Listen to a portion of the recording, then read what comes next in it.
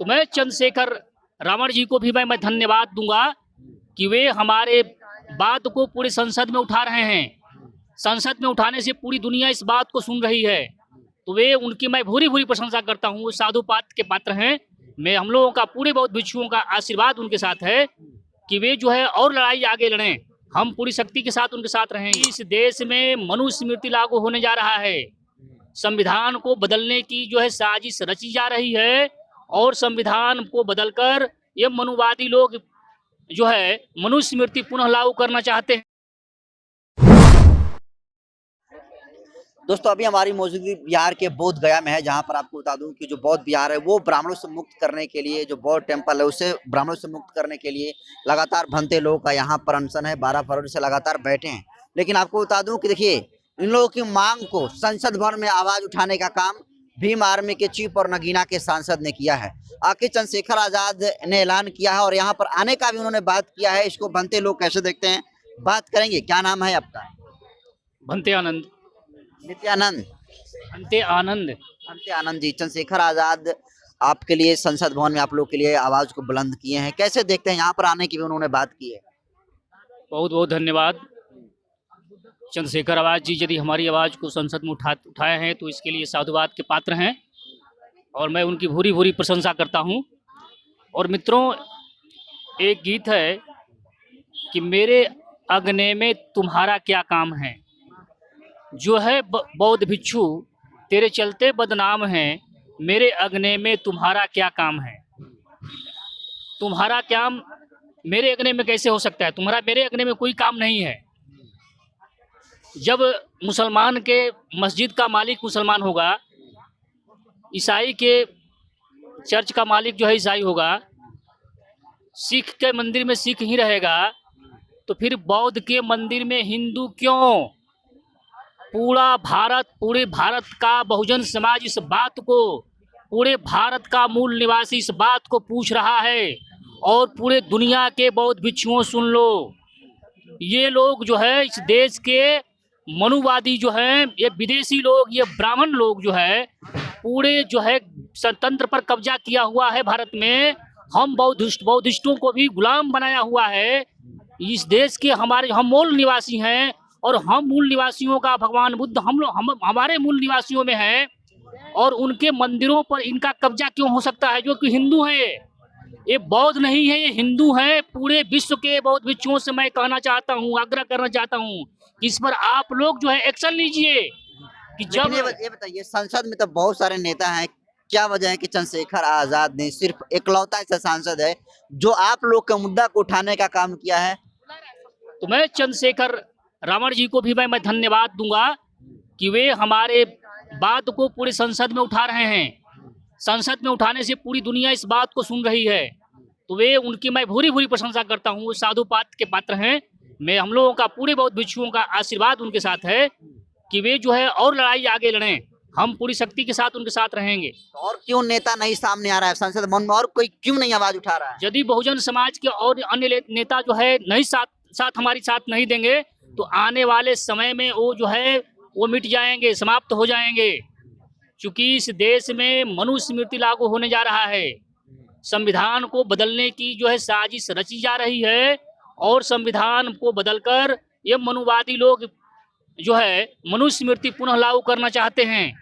तो जिस दिन यह मनुस्मृति लागू हो गई, सारे बहुजन समाज के जितने भी मंत्री, एमएलए, एमपी हैं, सारे लोगों की संपत्तियां छीन ली जाएगी। क्योंकि मनुस्मृति में लिखा हुआ है कि स्त्री क्षुद्रो नध्यताम, स्त्री और क्षुद्र को संपत्ति रखने का अधिकार ही नहीं है। तो इस देश के मूल निवासियों को आज़ादी से पहले जब इस देश में मनुस्मृति लागू था तो संपत्ति रखने का अधिकार ही नहीं था। ये तो संपत्ति रखने का अधिकार 1795 में मिला और पढ़ने लिखने का अधिकार 1835 ईस्वी में शिक्षा नीति लागू हुआ। लॉर्ड मैकाले ने किया, अंग्रेजों के समय में शिक्षा नीति लागू हुआ है।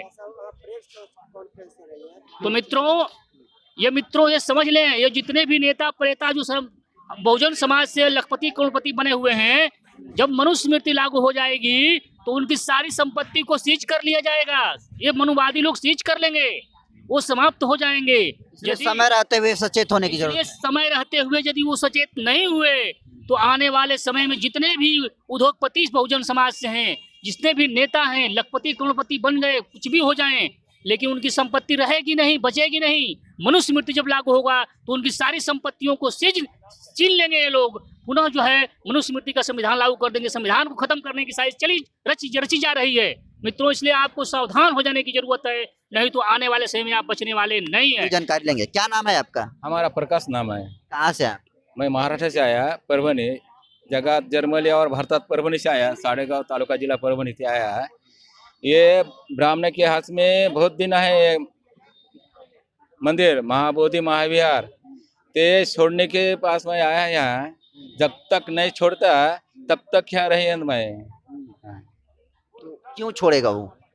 ये ब्राह्मण के बौद्ध मंदिर है, बौद्ध के जा, और ब्राह्मण के तुम गंगा से जाओ और डुबना और पिंडदान करेगा गंगा से। यहाँ कोई नहीं,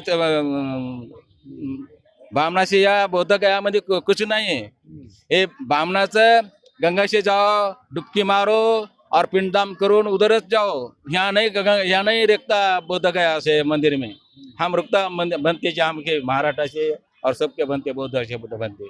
तो ये लोग जो ब्राह्मण है, ये लोग पाखंडवाद फैलाते हैं और ये तो बोलता है ये ब्राह्मण को बहुत दिन धूपेड़ा होगा था, हमको मुक्त करने का आया। मैं परभणी से आया, हाँ महाराष्ट्र से आया। मैं महाराष्ट्र से बात करना थोड़ी। महाराष्ट्री, हम तो जो दर्शक हैं वो अधिकतर हिंदी भाषा ही समझते हैं, महाराष्ट्री उतनी नहीं समझ पाते हैं। हिंदी ही समझते हैं, मराठी नहीं समझते हैं। ओनली बाबासाहेबांचे नाव घेतो ना मी। भीमा तुमच्यासाठी आहे तेवढी माझी आस आहे, मी जिकडं भयकवलं तिकडं भीमा तुझी मला साथ आहे, भीमराजा माझ्या मला तुझी साथ आहे। इसको हिंदी में समझाइए। हिंदी में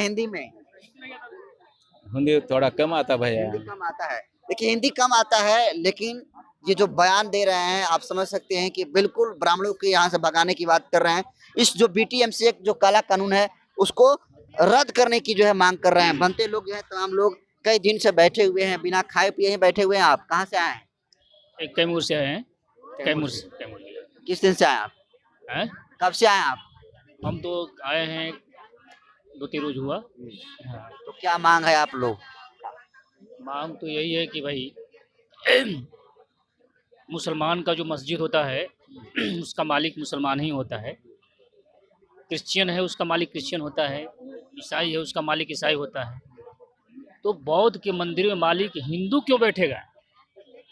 ये मंदिर जो बौद्ध का है तो उसमें हिंदू क्यों बैठ रहा है? ये ब्राह्मण पुजारी उसमें बैठे हुए हैं और उसमें जो है हिंदू धर्म का जो है क्या नाम है महादेव वगैरह जो उसकी पूजा करवा रहे हैं। इसका क्या मतलब है भाई? तुम अपने हिंदू मंदिर में जाकर महादेव या गौरिया गणेश का गोबर का पूजा कराओ। तुम हमारे बौद्ध मंदिर में तुम महादेव गौरिया गणेश फणस का पूजा क्यों करवाओगे तुम? यहाँ ये बौद्ध मंदिर है। पूरे विश्व के लोग आते हैं यहाँ पर और विश्व बुद्ध जो है पूरे विश्व में जिस पाखंड के खिलाफ वो लड़ाई लड़े उस पाखंड को उस वहाँ पर फैला रहे हो तुम। बुद्ध ने पाखंड के खिलाफ लड़ाई लड़ा है, अंधविश्वास के खिलाफ। इनका सोच एक वैज्ञानिक सोच था। तुम वहाँ पर कूड़ा कचरा डाल रहे हो, अंधविश्वास फैला रहे हो वहाँ पर। तो ये सब नहीं चलेगा। और हम लोग जो है ठान लिए हैं, जितने बहुत भिक्षु हैं यहाँ मरेंगे या जिएंगे, ये जो है संघर्ष जो है लड़ाई चलेगा। कब तक? और लड़ाई जीतने तक जारी रहेगा। हम सत्य पर हैं और सत्य का विजय होता है, सत्य परेशान होता है, उसे पराजित नहीं किया जा सकता। तो हम बुद्ध के वंशज हैं, सम्राट अशोक के वंशज हैं, बाबा साहेब के वंशज हैं और इस देश के मूल निवासी हैं। चूँकि हम ही इस देश के मूल निवासी हैं। ये ब्राह्मण जो बैठे हुए हैं ये मूल निवासी नहीं है, ये यूएशिया से रहने वाले लोग हैं, ये विदेशी लोग हैं। क्योंकि मैं इस बात को नहीं बोल रहा, ये बात को बोल रहा है Jawaharlal Nehru discovery of India में लिखा है कि ब्राह्मण विदेशी है, यहाँ का नहीं है। इसके बाद बोलगा से गंगा एक पुस्तक है, उसमें केदारनाथ पंडित राहुल संस्कृत्यान भी बोल रहा है कि हमारे पूर्वज विदेशों से आए थे भारत में, हम लोग यहाँ के मूल निवासी नहीं है। साफ साफ जो है बोलगा से गंगा एक पुस्तक है, पढ़ लो उसमें। उसमें साफ साफ ये विदेशी लोग हैं, यहाँ पर आकर जो पूरे जो है भारत पर कब्जा जमाए हुए हैं। तो अब जो है विदेशियों का समय जो है, अब जो है बहुजन जाग रहा है, और जिस दिन ये बहुजन समाज जाग जाएगा, ये विदेशी जो है यहाँ नहीं रह पाएंगे। रहेंगे तो भाईचारा और प्रेम शांति के साथ रहेंगे, अन्यथा अपना जो है जालसाजी करके अंधविश्वास में लोगों को फंसा कर, हमारे पूर्वजों की सारी संपत्ति को हड़प कर, हर कुछ हड़प कर यहाँ नहीं रह सकते। तो हम जो है लड़ाई लड़ रहे हैं, हम लोग अभी अंत तक, बहुत समय तक लड़ाई जारी रहेगा जब तक हमारी जीत नहीं होती है, और हमारा निश्चित ही जीत होगा। हम बुद्ध अम्बेडकर के संतान हैं और भागने वाले नहीं हैं। तो देखिए भंते लोग हैं जो कि लगातार यहाँ पर बैठकर बोधगया में बैठकर और लगातार ये लोग जो बीटीएमसी एक्ट है उसको खत्म करने की बात कर रहे हैं। जो महाबोधि विहार है उसे ब्राह्मणों से मुक्त करने की बात कर रहे हैं। उसको आप कैसे देखते हैं, कमेंट कर दीजिए। बहुत बहुत धन्यवाद।